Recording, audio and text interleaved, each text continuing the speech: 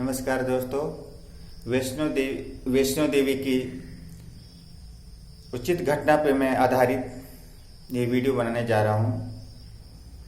देवी Uma Devi channel में आपका स्वागत है। दोस्तों, यह घटना सच है। मैं सन 2019 में जब वैष्णो दर्शन के लिए रवाना हुआ था तो दोस्तों मेरे पास कुछ भी पैसे नहीं थे। ये मान लो कि मैं इतने परेशान था कि कुछ करने की कुछ हिम्मत ही नहीं हो रहा था कि मैं करूं तो क्या करूं। और मेरे परिवार चलाने के लिए बहुत ज़्यादा टेंशन दिमाग में हो गया कि हे भगवान मैं करूं तो क्या करूं। ऐसा सोच करके दोस्तों मैंने वैष्णो देवी दर्शन के लिए चल पड़ा। मैं सोचा जो भी होगा माता की ही कृपा से होगी, चाहे माँ अच्छा रखे या जो भी होगा माँ करेगी। मेरे को कोई रास्ता नज़र नहीं आ रहा था दोस्तों, और यह सच है। मेरे से जो ये बीती बातें हैं मैं आपको YouTube के जरिए बताने जा रहा हूँ। दोस्तों, आस्था रखने वालों के दिल में यह बात सच साबित होगा, क्योंकि जो मेरे से हुआ है वह मैं बताने जा रहा हूँ। घर से जब निकला दोस्तों तो मेरे पास 600-700 रुपये रहे होंगे ओनली, जबकि वैष्णो माता दर्शन जाने के लिए आदमी के पास, एक व्यक्ति के पास 2000 रुपये होनी चाहिए। खाने पीने से लेकर आने जाने तक का पूरे इतने खर्चा आ जाता है एक व्यक्ति को 2000 रुपये मध्य प्रदेश से वैष्णो देवी जाने के लिए। तो दोस्तों 600-700 रुपये लेके मैं निकला, और जबलपुर से जब दिल्ली के लिए पहुंचा, और मैं कभी उस रूट में गया नहीं था, दिल्ली जब मैं पहुंचा तो वहां पहुंचने के बाद स्टेशन से सूचना मिलने जा रहा था कि वैष्णो देवी जाने वाला ट्रेन सब रद्द हो चुकी। अब मैं सोचा कि हे भगवान, क्या होगा मेरा दर्शन का, क्या होगा, मेरे दर्शन हो पाएगी या नहीं हो पाएगा, पहुंच पाऊंगा या नहीं पहुंच पाऊंगा। बहुत सारी बातें ऐसे मन में मेरे आ रहा था। फिर भी मैंने हिम्मत नहीं हारा था। मैं कहा चाहे मर जाऊं तो क्यों ना मर जाऊं, माँ की कृपा होगा तो मर जाऊंगा, जीऊंगा तो जी जाऊंगा, मगर मैं माँ के दर्शन जरूर जाऊंगा और माँ के पास अपने दुखड़े अवश्य सुनाऊंगा। ऐसा सोचकर दोस्तों मैं रुक गया। दिन भर दिल्ली में पड़ा रहा। शाम के टाइम सूचना मिल रही है कि नहीं, ट्रेन जाने वाली है और कोई दूसरे रूट से बदल के जाएगी, ऐसा करके। तो मुझे थोड़ा आस लगा कि चलो गाड़ी तो मिली, और मैं निकल पड़ा। दिल्ली से रवाना हुए दोस्तों शाम के टाइम में, और पूरी रात्रि गाड़ी चलते चलते जाके वहाँ जम्मू कटरा करीब 2:30 बजे, 2:30-3 बजे के बीच में पहुँचा रहा होगा गाड़ी। लगभग 4 बजे होने का समय रहा होगा, सुबह का ही टाइम। हाँ, 4 बजे करीब पहुँच गए थे। और जब वहाँ से हम लोग रवाना हुए तो बोलने लगे कि भाई बिना टिकट के तो यहाँ नहीं जा, दर्शन टिकट लेना पड़ता है वहाँ, और सुबह खुलेगी 5 बजे, ऐसा करके बोलने लगे लोग वहाँ पे। हमने वहाँ इंतज़ार किया। इसके बाद दर्शन टिकट लिए आगे की ओर रवाना हुए। बाणगंगा में स्नान किया मैंने। इसके पश्चात वैष्णो दर्शन के लिए चल पड़े। अब सभी लोग जा रहे थे, वैसे हम चलते रहे। जय माता जी। मेरे मन और दिल में सब यही बसता कि माँ तेरी सिवा मेरा और कोई है नहीं, और था ही क्या मेरे पास। और आज भी मैं उसी माँ के ही बल भरोसे जी रहा हूँ। मैं तो वह मारा हुआ आदमी हूँ जो पुनः दोबारा जीवन मुझे प्राप्त हुआ है माँ के आशीर्वाद से। नहीं तो मैं इतना तक सोच लिया था कि जिंदगी में जी के मैं क्या करूँगा, आखिर जीना ही मानव शरीर ये वेस्ट है। ऐसा सोच करके मैं मृत्यु को देने के लिए भी सोच लिया कि मर जाए वो अच्छा है, मगर ये जी के क्या करना है, ऐसा करके। फिर भी मैं शादी कर रखा था, तो मैं सोचा मेरे बच्चों का क्या होगा अगर मैं मर जाऊंगा तो। गरीबी तो है, पर क्या करूं, अब माँ से ही ये दुखड़ा सुनाऊंगा, यह प्रण करके मैं निकल गया था। अब माँ के पास जब मैं दर्शन के लिए गया दोस्तों, तो माँ की लीला रही होगी, वही माँ ही जाने। मैं तो आप बीती बता रहा हूँ जो मेरे से हुआ। अब दर्शन करने के आज से मैं पहुँचा। चलते चलते भारी चढ़ाई पड़ी। अर्धकुंवारी की पावन गुफा के दर्शन हुए। अर्धकुंवारी की पावन गुफा में अद्भुत रहस्य देखा दोस्तों। वहाँ पे इतनी सकरी गुफा है कि 1 फुट से आधा फुट की गहराई, चौड़ाई 1.5 फुट से 1 फुट ऐसा दिखाई देता है। मगर उस गुफा के सामने दरवाजे में जब घुसोगे अर्धकुंवारी में, तो लगता है कि नहीं घुस पाऊंगा जैसे महसूस होता है। और जैसे ही आप सिर झुका के अंदर घुसोगे तो आपके शरीर कहीं भी नहीं टकराता है, और यूं ही आप अंदर घुस जाते हैं। और अंदर घुसने के बाद भी आपको इतनी सकरी दिखाई देगा कि आप जिस जगह पे बैठोगे अंदर में तो वहां तक तो खुला सा महसूस होता है, और जब सामने देखो तो ऐसा लगता है कि अरे बाप रे, ये तो बहुत गहरी है, मैंने सकरी है, इतनी सकरी है कि अगर मैं घुसूंगा तो लगता है कि वहीं फंस जाऊंगा। ऐसा इतनी सी गैप रहता है। अब जब हम यहाँ से घुसेंगे तो लगता है कि मुंडी ना फंस जाए, ऐसा महसूस होता है अंदर गुफा के अंदर जब घुसो तो, अर्धकुमारी की पावन गुफा पे। और वहाँ माँ की ही माया है ये तो। और जब मैं वहाँ के शिलाओं को ऊपर से ऐसा हाथ लगा के छूता था तो काफी दूर तक गैप ऐसा महसूस होता था ऊपर में, और दाएं और बाएं भी ऐसा मुड़ सकता था, देखो तो यहाँ भी गैप, यहाँ भी गैप। और जैसे आगे बढ़ने की सोचते तो इतना सा दिखाई देता है, और जैसे ही अंदर जाओगे तो ऑटोमेटिक वह गुफा का आकार ऐसा होता चला जाता है, और जहां रुकोगे वहां ऐसा चौड़ा दिखाई देगा, और जहां सामने नजर पड़ेगी तो तुमको इतना सा दिखाई देगा। उससे बहुत से लोगों की मन जो है भ्रमित हो जाता है, और वह गुफा में घुसने से वापस हो जाते हैं कि नहीं हम फंस ना जाए करके। तो यह माता की, उसे कहते हैं कि अर्धकुमारी पावन गुफा है वह, मगर गुफा कैसा गुफा है वह स्वर्ण गुफा है। वहाँ की शिलाओं को मैंने ऐसे दराज छू के देखा तो पीले कलर, येलो कलर का दीवारें हैं, जो स्वर्ण रहित मणिक जैसे महसूस होता है छूने से। कलर भी पीले कलर का है, जिस पत्थर से सोना बनता है वही स्वर्ण गुफा है, मगर इस कलयुग के काली छाया की वजह से वह गुफा पत्थर में परिवर्तित हो गया है। क्योंकि इसको मैं बहुत अध्ययन किया, आत्म अध्ययन किया, देव अध्ययन किया, उससे यह मुझे स्पष्ट दिखाई दिया, मुझे दिव्य दृष्टि से, कि वह स्वर्ण गुफा है। इसे रिसर्च करने वाले लोग, सिर्फ आध्यात्मिक लोग रिसर्च करके समझ सकते हैं कि वह अर्धकुमारी की पावन गुफा स्वर्ण गुफा था और स्वर्ण गुफा है। मगर कलयुग की काली छाया से, लोगों के आवाजाही से, छूने से, उसकी जो माया से लुप्त होकर पत्थर में परिवर्तित हो गया है। जब उसे छूओगे तो ऐसा लगता है कि किसी बढ़ई ने इसको तराशा है, और इतनी सुंदर अंदर में डिजाइन बनाया है, जो छूने से ऐसा चिकना महसूस होता है, एकदम चिकना। और नजर से दिखने में ऐसा लगता है कि जैसे खुरदुरा हो, मगर खुरदुरा नहीं, जब छूओगे तो एकदम चिकना ही दिखाई देता है।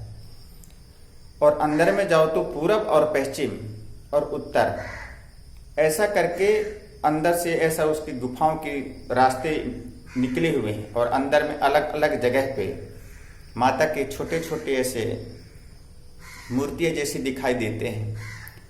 पर उधर के नियम और कानून के तहत ज़्यादा ठहरने की अनुमति नहीं दिया जाता। लोग अंदर घुसते हैं लाइन से और अपना माँ के पावन गुफा का दर्शन आनंद लेते हुए और आगे की ओर निकल जाते हैं। और जब आगे बढ़ते हैं तो उनको लोग रस्सी के जरिए ऐसा खींच के ऊपर लेते हैं, या तो कोई तो ऐसा हाथ पकड़ के ही ऊपर चढ़ जाता है। ऐसे प्रकार से वह पावन गुफा है जहाँ माता ने 9 महीने तक गर्भगृह में रही थी। वह गुफा का मैं दृश्य देखा। अब वह तो वहाँ की दर्शन हुए। इसके पश्चात मैं माता के मंदिर के लिए रवाना हुआ। अब जब माता के मंदिर के लिए रवाना हुआ तो दोस्त अद्भुत घटना ये घटा कि मैं कहा जब अर्ध पावन गुफा का दर्शन यहाँ हो तो माता का मंदिर तो पास ही होगा। अब सभी पब्लिक गढ़ जा रहे थे तो मैं भी चल पड़ा। चलते चलते चलते कम से कम 2-2.5-3 किलोमीटर की दूरी वहां से पड़ जाता है। ज़्यादा होगा, 4-5 किलोमीटर होगा, क्योंकि रोड से हम लोग घूम के जा रहे थे। और ऐसा कुछ हुआ कि माता के दरबार जहाँ है, जहाँ माता की मंदिर बनी है, उसे छोड़कर और मैं भैरवनाथ के मंदिर की ओर चल पड़ा। मुझे ये समझ में नहीं आ रहा था कि सारे पब्लिक रोड से ही जा रहे हैं, तो मैं ये सोच रहा था कि जब रोड से ही जा रहे हैं तो ये रोड जाके माता के मंदिर में एंड होता होगा, पर ये पता नहीं था कि भैरवनाथ के लिए जाता है यह रास्ता। ऐसा करके मैं इतनी चढ़ाई, पैदल चढ़ाई चढ़ करके 60-65 हजार सीढ़ियों की ऊंचाई के तक पहुंच के जब भैरवनाथ के मंदिर का दर्शन कर लिए तो मैं अजीब लगा मुझे। मैं कहा यार ये भैरव मंदिर आ गए, पर माता का मंदिर गया कहाँ। अब इसके पहचान तो मैं किसी से पूछा नहीं, संकोच बस ऐसे भूखे प्यासे था और माता जी को दिल में रखे हुए बस चल रहा था। और आगे चल के सिक्योरिटी गार्ड से पूछा, दोस्तों मैं कहा यार माता का मंदिर किधर है? तो बोले आप किधर से आए? मैं बोला मैं तो इधर से आ रहा हूँ। तो उसने बोला भाई जहाँ से आप आ रहे हो वहीं रास्ते में ही माता का मंदिर सामने है। मैंने माँ से निवेदन किया, माँ आज मेरी क्या परीक्षा ले रहे हो माँ? मैं कहा इतना चढ़ाई चढ़कर मैं आया और आपके मंदिर नहीं पाया, और मैं भैरवनाथ के दर्शन कर लिया और मैं फिर वापस भाग रहा हूँ। वहाँ से फिर लौटा दोस्तों, फिर मैं उतना ऊंचे पहाड़ी चढ़े हुए फिर नीचे उतरा। नीचे उतरने के पश्चात माता मंदिर के दर्शन के लिए 7 बजे के समय आया। तभी तक सूचना मिलने लग गया कि अब तो आराधना का टाइम हो रहा है, अभी दर्शन नहीं हो पाएंगे। फिर भी मैं सोचा चलो ये भी सही है, पर भाग्यवंश देखो, हम लोग 40-45 आदमी रहेंगे लाइन में। जैसे हमारी लाइन लगी तो सिक्योरिटी गार्ड वाले बोले कि इतने लोग ही अंदर जा सकते हैं, आगे नहीं। तो तब तक पता चला कि हमारी लाइन पूरे अंदर जाने की अनुमति मिल गई। हम जब अंदर गए तो विधिवत माता की ओर से हमें पगड़ी दिया गया, लाल पगड़ी दिया गया। बड़े बेहतरीन महाआरती में शामिल हुए और वहाँ पे पंडित द्वारा प्रवचन भी सुने। प्रवचन सुने, इसके बाद आरती हुई। आरती में सम्मिलित हुए। इतना अच्छा सौभाग्य प्राप्त हुआ और इसके पश्चात दर्शन के लिए हमें छोड़ा गया। फिर हमने माता के दर्शन के लिए अंदर गुफा में रवाना हुए। अंदर गुफा में रवाना होकर के दोस्तों, और वहाँ से जब वापस आते हैं तो हमको उधर की ओर से महाप्रसादी देते हैं। उस महाप्रसादी हमें मिला, मुझे मिला, और मैं महाप्रसाद लेकर वापस हुआ। और जब वापस हुआ तो रात्रि के 2 बज रहे होंगे, और रात्रि के 2 बजे जब मैं वापस आ रहा था पब्लिक के साथ में, तो रास्ते में एक माँ मिली। बोलता है बेटा बेटा बेटा पर्स मेरा किसी ने छीन लिया, बोला या कुछ बोला कि मेरे पैसे कहीं चला गया या गिर गया, मेरे साथ 2 बच्चे हैं, खाने के लिए कुछ नहीं है बेटे, कुछ दे दो। अब मैं सोचा ये तो महासंकट में पड़ा, मेरे पास पैसे हैं नहीं, 50-60 रुपए है या 100 रुपये ऐसा कुछ था।